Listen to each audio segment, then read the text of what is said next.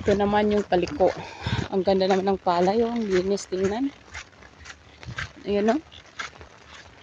Ibig sabihin, nasa amin lang parte ang may baha. Dito sa kanila, guys, hindi pa po sila na ano ng tubig. Ayan, oh. Ganda. Wala pang tubig dito.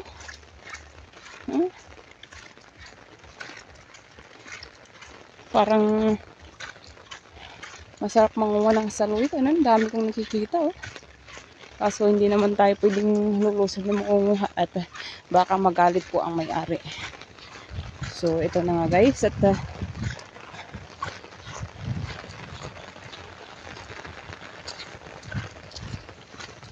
dito na kami sa maraming mga kabahayan.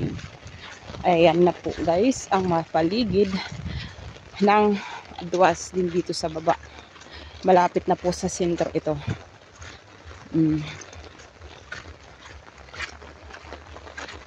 Ayan, mamaya. Gusto ko yan mamaya. Magandang halaman ako nakita doon. Ayan, at dito na po kami dumaan dahil dito po ay may malapit po na tindahan. At ganito po ang mga kabahayan po dito, guys. Ayan po. At habang tumatagal ay nag-i-improve na po ang mga kabahayan po dito, guys.